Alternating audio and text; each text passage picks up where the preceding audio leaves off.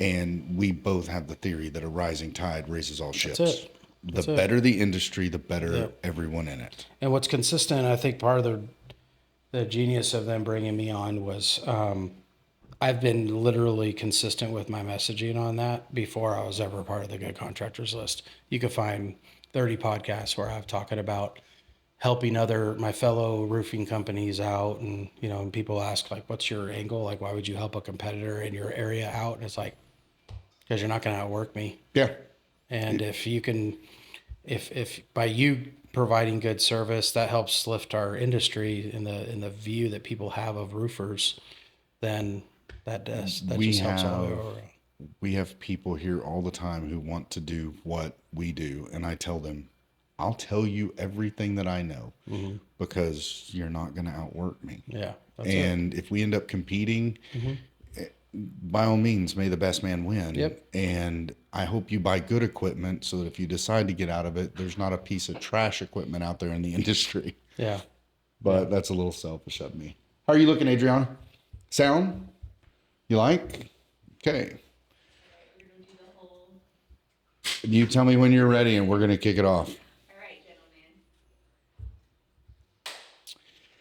So today on the Practically Insane podcast, I've got a guy that went from rock bottom to helping build a $30 million plus roofing company and home services empire right here in Granbury, Texas. He's the COO, co-owner of DT Companies out of Granbury, and now the COO of the Good Contractors list, which protects homeowners with a $25,000 guarantee and a vetted network of contractors. My friend, Mr. Relationships himself, Randy Hurtado. Randy, welcome. Thank you. Thanks for having me. So when you hear me say from rock bottom to a $30 million roofing company, what's the first image that pops into your head from your own story? Well, it takes me back to the kid that grew up in LA. I moved here from California in 2005. So I grew up in LA and grew up in not the best neighborhood, between two rival gangs. And though I never gangbanged myself, I was definitely influenced a lot by the nonsense that was happening. And I was a knucklehead growing up. I I was kicked out of high school when I was 16. Ended up having to finish high school in what they call a continuation school. I don't know what they call them out here. But which I've always told my wife I would love to go back to that continuation school, even though it's probably a different principal and obviously different teachers. Now I would love to go and speak in front of those kids and let them know, like, this isn't the end. Like, because the way that the continuation school treats kids is like basically glorified babysitting, so we can pass you, give you a diploma, and then you can go out and commit more crimes and go to jail. Yeah, we're just here to check the box. That's it. And so I'd love to at some point to reach out to that school and say, man, I'm a success story that came out of this place, and I want to kind of encourage the kids in there that this doesn't have to be it. But yeah, so I graduated from high school. I was a father at 16, so I have 6 kids, and my oldest is 32. And so all I knew right out of high school was to work. Yeah. And many times we're holding down 2 different jobs at the same time just to make ends meet. I didn't have my birth father wasn't in the picture my entire life. In fact, he's gone on to he's passed. And so I told myself, and I told my now wife, who I've been with since I was 13 years old and she was 11, Wow. that I will never be my birth father. Yeah. And so I worked my butt off. I'd cash my checks, keep $40 of it, and give all of it to my now wife, she's my girlfriend at the time, so that she can get our daughter whatever she needed. And I've always been in my kids' lives, and a very active father. And so went from a kid that just graduated from continuation school to now today owning 5 companies that did about $50 million in revenue last year, and Very nice. and the COO of the Good Contractors list. And it's all through the grace of God, the talents that he's given me. So you and I have more in common than I ever thought. It wasn't LA for me. It was a little town in Arkansas where, I'm still supposed to be driving a tractor on a farm. Grew up in an area where I was the minority and people just didn't get out. So to hear that and the other side of the story, we hear all of those stories all of the time, but I never tire of hearing someone succeed when everything's stacked against them. Yep. So you spent more than 20 years in enterprise IT? Mm-hmm. Yep. So what pushed you to walk away from that, and why roofing? So again, another God story. So I was a IT security software specialist for over 20 years, something I fell into. I was working at a computer store, a Fry's Electronics, which Oh, wow. they're all Okay. closed now. Yeah. But that's where I got introduced to computers. And I just fell in love with the technology side. Never been to school, then never formally educated in that realm, but I have an innate understanding of things when I'm passionate about them. And so like sure. I want to figure everything out. And so in this particular case, I was working at a Fry's Electronics, and one of my customers that I had been serving for years, because I was there for like 5 years, he would always come in, and I knew he owned a software company, but I really didn't know what he did. Sure. And one day I was taking him up to the front. He had bought something that was in security up front. Like you couldn't just pull it off the shelf. It was probably a hard drive or something. And he said, "Do you have a business card?" And I said, "Yeah." So he turns it over. He puts a K on the back, and he says, "I would like you to come work for me." And he goes, "Name your price. What do you make here?" And at the time, I remember I was, in my early 20s. I'm like, I make $45,000 a year. Like, you can't I don't know. afford me. That's with commission. That's with commission. So, and he was like, "I'll pay you that as a salary, and then I'll pay you commission as well if you'll come work for me. I think you could really do really well in the software sales world." And I said, "Phil, I know how to put a computer together. I know how to load the operating system and all that. I don't know anything about network security software." He goes, "I'll train you." And I'm like, "Okay." So the next day I took my lunch break and went to his office in LA, Beverly Hills actually. And it was kind of almost like an interview him. Like I wanted to see his operation, make sure I wasn't going to leave something, because I was about to be promoted to computer department manager.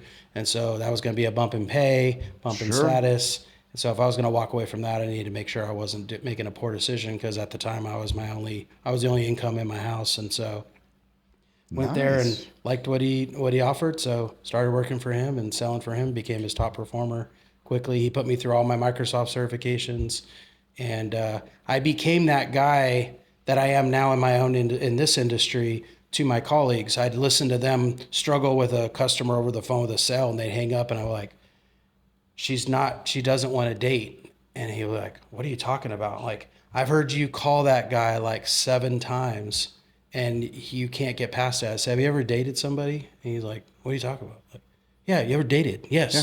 "You know how you like maybe have like a weird date and then you try to call her back and she's not responding and she's not answering you back?" I said, "He don't want to date, dude. Move on." Yeah. Like that's 7 times. And so I found myself like becoming not only a great sales rep for the company, but almost like a team lead without being promoted to it, wanting to help my colleagues win, because I thought like their success isn't going to determine mine. Like I'm still going to do what I'm doing, but if I can help them with little nuggets here and there and help them succeed, then, it was just something in me. And so I was doing that for 20 something years, moved to Texas, wanted to move my family out of California. And, now what year is this? that's 05. Okay. Yep. Okay. And so we bought a house, or we built a home, and I was working out of the house, but this was before COVID, and it was not appropriate to have kids screaming in the background and dogs barking and doorbells ringing while when you're on the phone doing business. And now you can get away with it because everybody, a lot of people work from home after COVID. And so I told my wife, I said, "Babe, I've got to rent an office space or something, get out of this place," especially during the summer because all the kids were home from school and everything. So I ended up renting a space right next to this company called DT Roofing. And being the introvert that I am, I made my acquaintance with everybody that was in the little office that, building that I rented in, and became friends with Derek. And Nice. that's where, I was introduced to DT Roofing. In 16, the beginning of 16, the company that I helped grow from like $1 million in revenue to many, many millions of dollars a year in revenue ended up getting sold to private equity. And they didn't need my services anymore. And so I got a call from the owner, who had hired me 20 years prior, basically just letting me know, listen, first he told me, hey, we just got bought. And I was so happy for him because I saw how hard he worked Oh yeah. all those years. And then they dropped it in my lap that I wasn't going to have a job anymore. And so I was destroyed, honestly, because that had become my identity. Yeah. And, as a young man, all the way up until that point. And so, but I gave it to God. And I had started talking with Derek, my now partner, about selling for him on the side because he kept asking questions about business. And I understood business, but I didn't know construction. Right. And so I was like, why don't I sell for you like on nights and weekends? I'll learn the industry, and then I'll be able to give you some more feedback, because the stuff I was getting was very generic. Sure. Well, again, God knew what he was doing because he was setting me up for that call. And so I walked into his office the day after I got that call about not having a job anymore. And I was like, well, you know how you've been trying to bring me on? Well, I start tomorrow, And he's like, well, we have to figure out how we're going to pay you. I said, it'll figure itself out. I said, but I have one requirement, and it may be a non-negotiable. I said, but you got to let me run it. And I said, you know how to put roofs on, but business and sales, marketing, all that. I said, this is a hobby. This is, you're living off of the company's income. This isn't a business. Right. And if you'll allow me, then this sub $2 million a year company from 2009 to 2016 will become a $3 to $5 million company really quick. Right. And his then office manager quibbed off. She's like, we've never done that much. And I go, I know. That's the reason why I got to run it. Yeah. And so within the first year, we did 3.7 million.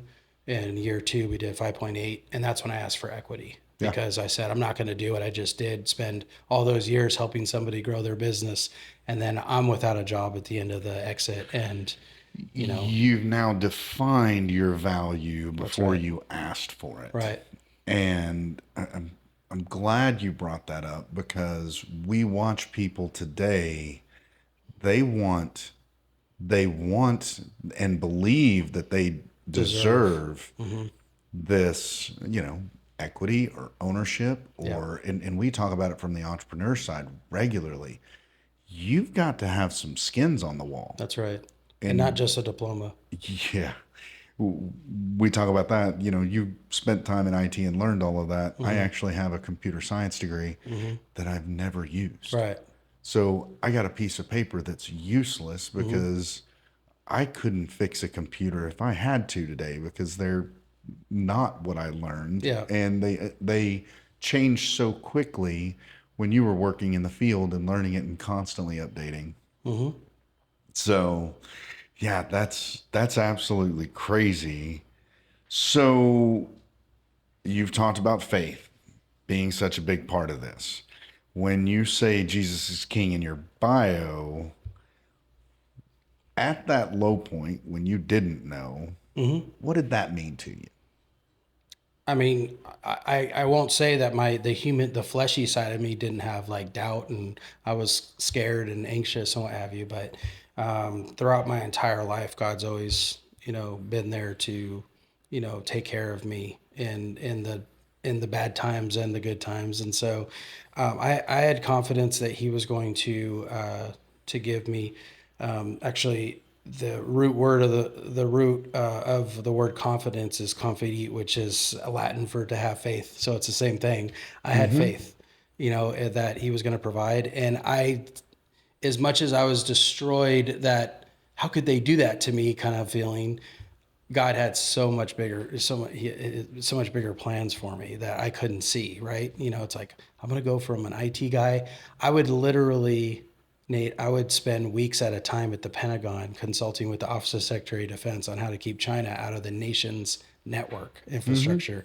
And now I'm going to be a roofing salesman. Oh, yeah. Right? So like the difference there in my mind was like, I've taken a step back, right?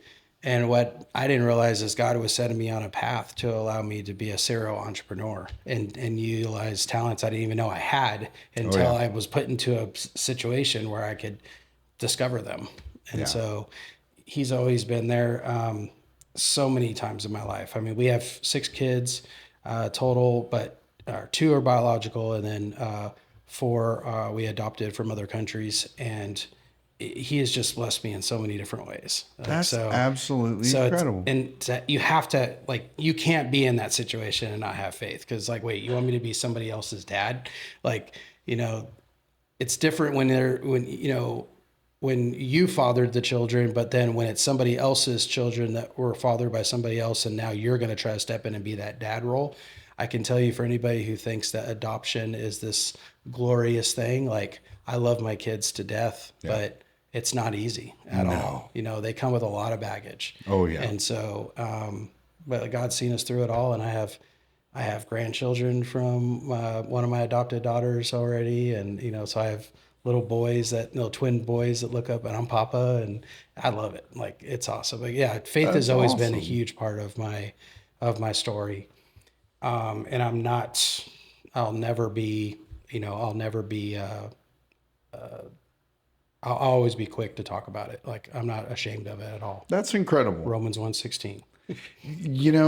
We all have our go-tos. And for me, and I share regularly, I've found out over the last year, and I firmly believe that if you don't have a therapist, get one. Therapist, counselor, whether it's religious, whether it's non-religious. For me, learning that I have autism and I'm on the spectrum, and the superpowers that come with that, for me, it's no different than your faith. It's just a different avenue with which we can lean on. So you've said that your secret sauce is relationships, relationships, relationships. I have. And we started our business. I've built an entire career on I've got a guy. And the minute years ago that I stopped trying to monetize every conversation when someone says, hey, do you know someone that can do this? And I just started adding to and building those relationships, is when I started seeing real success. So for you, define that secret sauce and what it looks like for you and DT, and now with the addition of your role there at the Good Contractors list. Sure. So at DT, one of the advantages of coming out of a completely different industry is, in the IT security world, the way that I connected with people was online, LinkedIn, what have you. And it was with other professionals. Where in the roofing world, traditionally, it's your traditional marketing, your SEO, what have you, and then door knocking, which there's nothing wrong with any of it. We do it all. Oftentimes people ask, what's their silver bullet? I'm like, there is no silver bullet. It's a whole magazine full of them with one in the chamber. We do a lot of different things. But one of the things that we've done really well, and I've actually even written a program on it that I give to other roofing companies that want it, is building relationships with people like real estate agents, insurance agents, and property managers. Because I learned early on when I got into roofing sales that it was nothing like software sales. Right. And that is, you had to be, the end customer was way different. It was a very personal conversation versus, just checking some boxes like in corporate America. But when I was tasked with finding more opportunity for the company, the only thing I knew was, what are other professionals that need my service in order for them to be successful? And so I started thinking about it, and this was before AI, so I didn't get a chance to just go, hey, Grok, and then it gave me a list. Yeah. So I did a little research, and I found that real estate agents, for example, some of the ways that deals fall through is because the roof is in bad shape, the home inspection is ordered, they scare the crap out of the buyer, and they walk away, and now they're frustrated. So one of the first attempts that I made when I first came into roofing sales was I connected with all the local realtors and I said, listen, how many times have you, and I told the story, right? Because that's how sales is. You're supposed to be telling stories. And instead of just saying, you should use DT roofing and call me whenever you have roofing needs, I would basically tell the story of, we're all commission based here, right? Yep. So how many times have you had a home inspector completely ruin a deal because they scare the crap out of the buyer with a roofing condition? Why don't you just call me before you list the property? I'll go out, I'll give you either a clean bill of health, tell you what repairs need to be made, or replace the roof because it has hail damage. And then now you get to update your listing with brand new roof, which makes the listing more valuable. And you have something to negotiate with on the back end when they're trying to nitpick you and we want this and we want that. And you're like, no, I'm not doing any of that. I just put a $30,000 roof on this house. And it resonated. And so it got to a point where I built so many of these relationships when I first started with the company. I was in sales before I became an owner. And I wouldn't take any company generated leads because I didn't have time for them. Right. I had my phone was constantly ringing with, hey, can you take a look at this property? Can you do a look at this one? And then we did the same thing with insurance agents because they oftentimes will write policies for houses they've never even stepped foot on. And so it's like, how do you know that you're not writing a policy with a roof that's damaged? And then the next pea-sized hailstorm comes through and now that person's filing a claim with you. You haven't even gotten 2 months of premiums out of them and you're already replacing a roof. And they're like, yeah. Notice how I've said nothing about DT roofing. I've just, I've educated them through letting them see, I understand your dilemma and this is a value that I bring. Every single person you write a policy for, call me, I'll come out, I'll look at the house for you. I'm not going to charge you anything to do that. And I'll tell you what I find. If they have a hammered roof, we'll get their current insurance company to replace the roof and then I'll deliver them back to you with a brand new roof and you can write an even more aggressive policy. And it started to resonate with the insurance agent. So that phone started ringing off the hook. And so I call him, I wrote a book with Daniel Zavatny. He's in our industry. And my chapter was The Secret Sales Force. And that's what you're referring to. Yep. And that's what I call it, is just they're people who don't work for me, but send me leads all the time that don't expect anything out of it except good service. And that's what we provide. And so in our areas that we serve, we tend to be the go-to for the roofer because we provide a solution that keeps their commissions intact and helps the deal get across the finish line on time instead of being delayed. And so those are just examples. That's people we talk about, and I get this question on founders and other podcasts that are people that we have on or podcasts that we're on in discussing entrepreneurs. And when you guys go out to build relationships, AI will never replace those things. Not at all. People are constantly worried about what AI is going to replace, what's going to do this, what's going to take over this. But AI will never replace a relationship. And by building those relationships, your business is built on a much greater foundation. Well, a case in point, in 24, there was a big hailstorm that came through Granbury in May. Yep. And in June, DT Roofing did $6.5 million in roofs, contracts. And when I tell that story, I get this like, how? And I'm like, well, it didn't happen overnight. It's because of everything that we did before the storm came that made all the difference when the storm came. So all these people that understood that we're here when it didn't matter sent us their business when it did. And so that's the part of the relationship building is not just with the professionals, it's with the community. I like to tell a story about when we launched our Parker County office. We went to the local, it's called the Malt Shop. It's right there on like 180 or whatever. Yeah, I was there. Oh, there you go. Yeah. You did show up to that. Yep. And this is thinking outside the box, which guys, I'm telling you the secrets, use them. But we reached out to them. We said, listen, what's your slowest day of the month or the day of the week? And they're like, oh, I think it was like Wednesdays for sure. And I was like, okay, great. And 2 Wednesdays. Now let me stop you. Yeah. Had David already bought the malt shop at this point, or was this previous? No, David was the owner of Okay. it. Yeah, Okay. yeah. I couldn't remember the timing. Yeah. Go ahead. You talk about David Hart, right? Yeah. Yeah. Yeah. So, and I didn't even know who he was at the time. In Right. fact, he's now on the good contractors list as a HVAC contractor. Nice. But I didn't even know who he was at the time. I just knew it was a local business that we could utilize to introduce ourselves to the community and bless their business. So we said in 2 weeks on a Wednesday, DT Roofing is going to buy all the malts from 11 to 1. Right.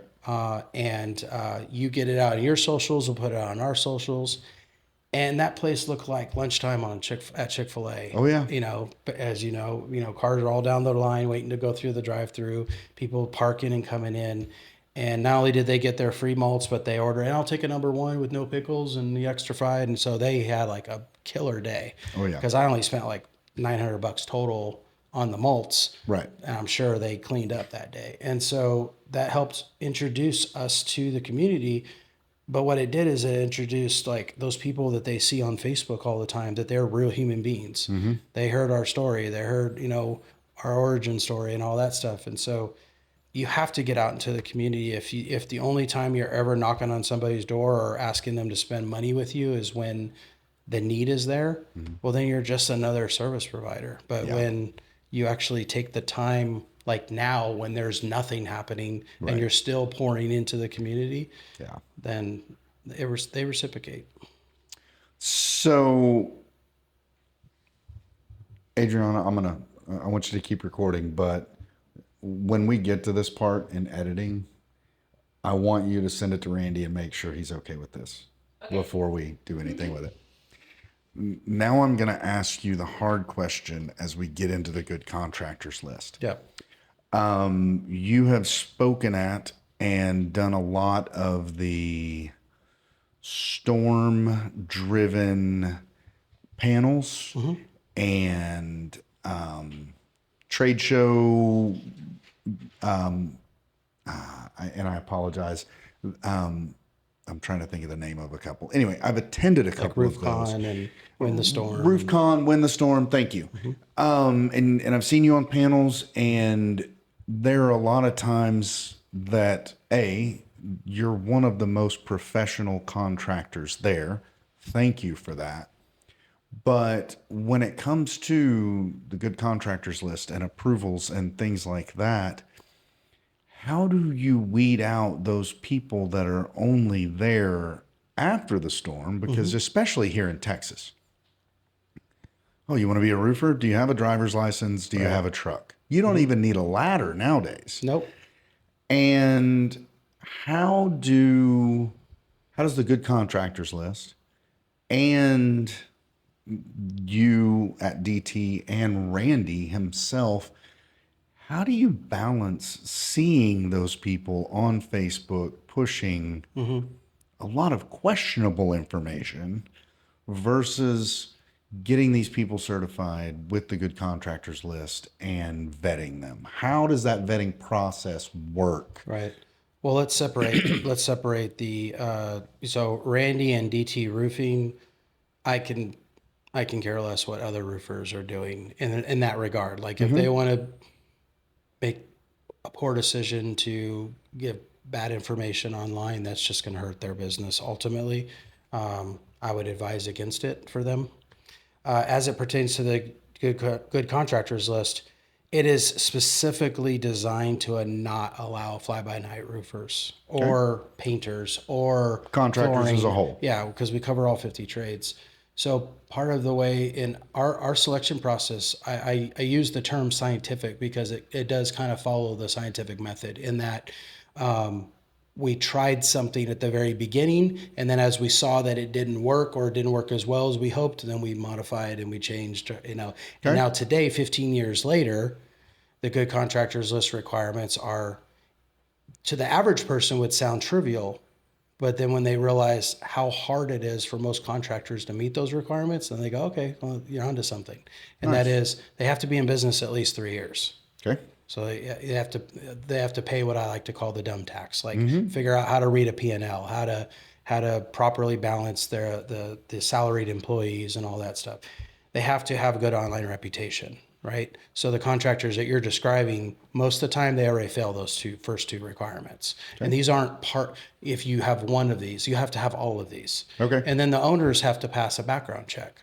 We not only check for criminal, specifically we're looking for violent crime. Right. You know, if you got caught when you were 17 with some weed and you're a dumb kid, like, no, that's not going to keep you off the good contractors lists. You know, you're 37 now and you're running a successful business. We're not going to hold that against you. People make poor decisions. If you got arrested 2 years ago for beating your pregnant wife outside of a bar, probably not going to make the list. Right. Right? Sure. You know, we want to basically feel comfortable with you going into the house with our grandma by yourself. And so those three requirements, and a good chunk of the contractors don't meet the requirements. And so you're not going to generally have, now that doesn't mean that just because they're on the good contractors list, are they running their business the best way to maximize their profitability? That's not what we're here for. Right. We're here to make sure that the homeowner is taken care of properly and professionally. Right. And if they don't meet that standard and for whatever reason can't fix the problem, then we come in with our 25 grand and fix it. Okay. And we kick them off the list and we move on down the road. Now we have a homeowner that's still happy. And so it's not every contractor that can make the list. Nice. And so the contractors that tend to make the list stay on it. Like our attrition rate, the rate for contractors leaving the list since we started in 2011 is under 2%. Because once they make the list, they're using the guarantee to close more business, and then they're even more successful. And it's just this cyclical, process. So you guys offer now a $25,000 guarantee per job. Yes. Per job, not per trade. That's correct. But per job, per incident. That's correct. So if a homeowner listening has been burned, which the list is long and established. It's the reason why we exist. What do you want them knowing about what they can do in addition to going to the good contractors list? Let's say they're in an area where there's not a lot of good contractors list, vetted contractors. What do you want them to know about how they can safely vet a contractor? Well, I would say first and foremost, if you're in an area where the good contractors list has already started to grow, go there first because we've already done all the heavy lifting. Perfect. If you're in an area in the United States that the good contractors list hasn't made it to, by the way, it's thegoodcontractorslist.com. If you're in an area where you haven't experienced a good contractors list yet, I would say our criteria is a pretty good one to follow. Verify that the company's been at it for longer than, when somebody says, I'm giving you a lifetime warranty and they've only been in business for 1 year, what exactly does that mean? Right? Absolutely. Now, if DT Roofing says, I'm going to give you a lifetime warranty, we've been in it for 17 years. Right. So I'd say that a good approach for a homeowner would be to utilize our requirements, which is that they are in business at least 3 years, because, when they're offering a lifetime warranty, when it's a 1-year-old company, that doesn't really mean a whole lot. In our company, we're actually getting ready to offer our own lifetime warranty on our roofs. And we've been at it for 17 years. So we have a track record to actually justify that. Check their online reputation, look at Google, but also check their Facebook account. If they only have, and I would say just throw a little grace if they are and it depends on if you want to use a newer company. Sometimes they'll have like 5 reviews, and one person giving a 1-star review can completely ruin their rating. Right. So, and there's a whole conversation we can have with the contractors out there on how to get their ratings up, their reviews up. And then of course, you can get on Better Business Bureau, see if they have a bunch of complaints. There are ways you could check with your local, the state, because people sometimes file complaints with the state about contractors. But there are plenty of good contractors out there. That's the reason why we've only been at it at the good contractors list going nationwide for 6 months, and we're already in 26 new states. We're finding the good guys throughout the nation, and we're building a safe community of contractors that are here to serve the homeowners, with the ultimate goal of being the homeowner doesn't have to go to like Angie or Home Advisor anymore and have 5 or 10 contractors calling them, and now they're sitting there trying to figure out the best of the worst, potentially. I'm not saying that everybody that's But calling they're them, inundated. but they're inundated, and it's a chase to the bottom on who can offer the lowest price. And then the homeowner, when they do that, then the homeowner wonders why at the end of the job they're not happy with the result. It's like, well, look at kind of the standard you set. Like everybody, you chose the guy that was the cheapest. Well, how do you think he got there? Right. We're not going to be the cheapest at our company. We're going to be there. Our focus is to provide the service properly, and if that means that our price is what it is, then that's what it is. We're unapologetic about it because we know we're going to stand behind our work. And what you're not going to get is an increase in price if we decided that, or if we ended up pricing it incorrectly. We're just going to take the hit because that's what a good contractor does, right? And so, Well, and we see people all the time and they're like, oh, I want the cheapest price. yeah, And then they complain about getting the cheapest product. right. Or they want the cheapest price and then that company goes out of business and they've got no one to back it because it wasn't a good company. That's right. That's right. So you've sat on the stages, you've done the panels. What's the biggest thing, the biggest one or two things even, that you see contractors absolutely have to do to break through that $1 to $3 million ceiling and get beyond that to build a good company? Well, I've done so many of these podcasts that sometimes I feel like a broken record, but the message hasn't changed. And that is, as an owner, wear as many hats as you can until you can afford not to. Because far too many people will get their first million and then they'll hire like a bunch of staff with salaries. Then the next year comes and it's kind of slow. And then they're like, crap, now I got to furlough people or let people go. And so it puts you in an odd position. So you wouldn't start a new roofing company and have 5 roofs to install in a month and hire 2 project managers? Correct. That's correct. In fact, we didn't even have project managers until the last 2 or 3 years. Before that, our salespeople were the project manager. Yeah. And it wasn't until we can afford to have, and I don't say, when I say afford, like we've been doing 20 million and above since 2020, but that doesn't mean anything. Like revenue doesn't dictate, overhead expenses and stuff like that. Yes. So you have to run your business appropriately. But it's only in the last like 3 or 4 years that it made sense for us to hire project managers to give our sales guys a chance to just focus solely on sales. And, those guys will take care of the projects themselves. So I see that. And then I also see them going out after they've made like their first million or two and going out and just spending uncontrollably on stupid things instead of reinvesting the money into marketing, into lowering their, like, for example, I buy my underlayment, my plastic cap nails, my coil nails in bulk. I can afford to do that because I'm making wise decisions on the back end, and I save like $350 to $400 a month because I buy that stuff in bulk. Oh yeah. Shout out to Van Boxel. And so if you're going to flaunt having a bunch of money, like use it in a way that's not frivolous, like to grow the company.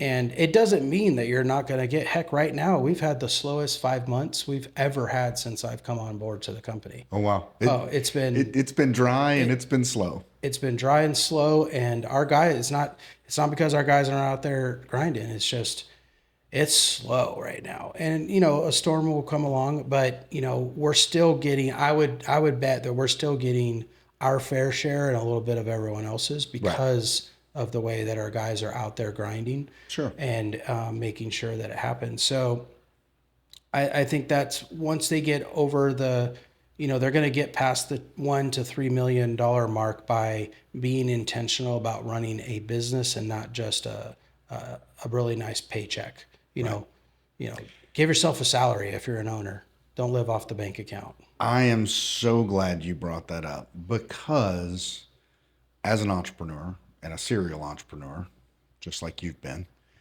for a lot of years, I've created a lot of jobs for myself, and that's all it ever was. It wasn't building a company and building something where I take a paycheck every 2 weeks. And once we grow beyond that as a company, now you're building something of value, because if you've just created a job for yourself, you're never adding actual value to something. Right. So, having said that, what in your past, because I get the vibe that you're a lot like me and you don't have a whole lot of these today, what has been a self limiting personality trait or thought process that you've ever had that's prevented you from really going all in? Going all in, or I guess the one that I can think about was slowing our company from its potential because of my own pride. And that was when I went from being the top producer in the company to getting out of sales and hiring a bunch of guys to teach them the way that I did it so we can have a multiplier effect. I thought that I would also naturally just be a good sales leader over other sales guys. And I learned pretty quickly, probably not quick enough, but fortunately I didn't lose anybody because of it, but I probably almost did. They'll never tell me. But because I personally think that a great salesman is the worst sales leader, because they'll look at everything that their salespeople is doing and say, well, I would have done it this way, instead of realizing there's more than one way to do something. And I did that a lot, to a point where I'm sure my guys felt like I can't do anything wrong because no matter how I do something, he's always going to tell me the way I should have done it. Yeah.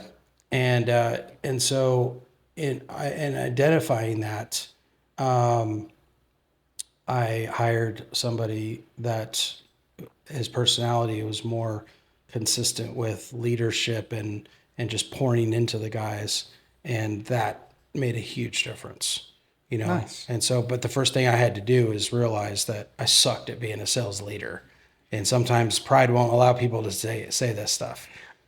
I'm actually, we're going through here at Practical Metals massive growth. And, like you guys, our first year, I think we did 1.5 million. And then our second year, we did 4.5. And then last year, we did 7.5. And this year, I mean, we may be north of 14. That's what we're trying to figure out. But I've had to learn, if I'm going to steer the rudder, if I'm going to drive the ship or steer the ship, I have to let people do their jobs. And it, much like you, once you've found the right person to take that role, it's terrifying. For my business partner and I, it's, we started doing everything ourselves, delivering, fabricating, everything. And as we're sitting here, chances are I'm getting a text about something that didn't get done the way we initially did it. It's not wrong. Right. It's just different. Right. And recognizing that in yourself, I think is absolutely huge. Yeah, well, it allowed me to then take a focus from working in the business to working on the business. And then I was able to have some clarity around certain decisions that need to be made that I would have never had time to even think about, because I was busy running the sales team poorly. Right. And so, so it worked out for the best. Good. But you have to get over that hurdle of pride first. How many employees do you guys have at DT now? We have 84 total between all the companies. I don't have the number for DT. It's probably in the 30 range. No. But across all of the company. And while we've got a second, before I forget, because I have a tendency to forget these things, let our audience know how they can find all of your companies and everything that you guys do here in Granbury. You could just go to the dtcompanies.com, and that's just a landing page that has all of our companies listed. And when you click on each company's logo, it takes you to that company's website. Okay. And what are all of those companies? Kingdom Builder Construction, which is a construction company that builds homes, remodels, additions, patios, pergolas. Patriot Garage Door and Service. and that's residential and commercial. Guardian Seamless Gutters, DT Roofing, which is a residential roofing company, and then DT Commercial Roofing Systems, which is a commercial roofing company. And they're entirely two separate types of businesses, even though they're both roofing. So we have two separate companies with different leadership and sales and everything Very between nice. the two. In fact, shout out to my team. We just won Abilene Zoo yesterday. It's like an $800,000 project. Does it have metal on it? It does, yeah. I think it does have some metal on it. Full disclosure, Most of it we is- have done some yeah. projects together. Most so. of it is like thatch. And Oh, I think yes. it's faux thatch. Yeah. Because it's a Right. zoo. Sure. But I think there is some metal on there. Yeah, you'll have to get with the guys. So, okay. So this podcast is called Practically Insane. And it's about, once we dig down into it, for me, it's about those moments where you've done things that really anybody could do, but people look at it and go, well, there's no way I could do that. There's no way I could step out. There's no way I could do that, no matter what level of success I believe is out there. Most of us entrepreneurs and business owners are a little more risk averse. And so when you're looking at your story from rock bottom, IT security, building all of these companies, now with the Good Contractors list, tell me one practically insane decision that you look back and you go, that's the decision that I'm glad I made. Well, I mean, the definition of insanity is doing the same thing over and over and expecting different results, right? Absolutely. So when I found myself without a job in 2016 and I was going to start in an entirely different industry, like I like to joke that my mom had 4 boys, 3 of them went into construction and one of them was a nerd. And I was the nerd until I ended up going into construction ultimately. But the thing that was the most insane was that I'm going to completely, because I could have went to LinkedIn and found a job in IT security. I was the top performer for Lieberman Software, which is the company that I contracted for, and my competitors knew it. Right. You know, I got now they'll hear that I was headhunted all the time, but I would shoot them down. And I was faithful to them for many years. And so the most insane thing I probably did was to go from IT security software consulting to roofing. In the immediate moment, it was just kind of like I don't want to go back to IT. I already left that. I've been there, done that. I want to try this new thing out, and it turned out to work out really well for me. So Good. Well, I'm glad you're there. Yeah, thank you. I'm glad I've gotten to know you there. That's for sure. So, last question, and I want to end with the Good Contractors. We're a manufacturer, Practical Metals and Practical Building Systems. Also, kind of similar to DT, we are in the process of, they're 2 different really industries, and we're one of the few people that overlap in the same business. So we're splitting those. But I want you to tell me, for those contractors that are looking for a leg up, exactly what the Good Contractors list not can do for them, but can add to the value they already bring. And that's really what it comes down to. When we're first talking to contractors in the home services space, they think that we're just another lead aggregator, that we're like a home advisor, that we're going to give them a bunch of leads at a cost. We're not that. Can you, especially if you're in a developed market for us, like DFW, is there an opportunity to get leads from the website to be found by homeowners? Absolutely. We have thousands and thousands of visits to the website every single month, and contractors are chosen. I personally last year got over $200,000 worth of jobs from my listings on the Good Contractors list. But the real value in being on the Good Contractors list is the $25,000 guarantee, because when a homeowner feels like they don't have risk working with you, they tend to choose you. Most contractors make the mistake of thinking that price is the only deciding factor, when in fact, most homeowners just don't want to be screwed. And so they'll still say, I'm getting 3 bids, but not necessarily to get the cheapest price. It's to They want to interview to feel like which one is going to screw me the least. And so what the good contractors list does is we pre-vet all of these contractors so that the homeowner doesn't have to. And unlike the Better Business Bureau that'll just give a grade, we're not only saying we vetted them, but we're putting our money where our mouth is. And so since 2011, we've backed more than $5 billion worth of jobs through our contractors. And our claim rate is extremely low because we do such a good job finding the right guys. So if you're a homeowner and you're looking for a home service provider, check out thegoodcontractorslist.com. If you're a contractor and you say, I wake up every single morning, I want to serve my customers well, and I want to be unapologetically profitable doing so, and you want a leg up and when you're in front of the customer, or you want to be able to increase your marketing footprint, then check out thegoodcontractorslist.com and click on Become a Contractor on the top of the page. Perfect. Thank you. Randy, I can't express to you enough how much I appreciate you giving your time and sharing with our audience both your experience in life, in business, and now with the Good Contractors List and DT. Thank you for your time. I just want to say thanks from our team here at Practically Insane and Practical Metals. And I look forward to seeing you down the road. Appreciate it. Thanks for my having man. me. See you, buddy. Take care.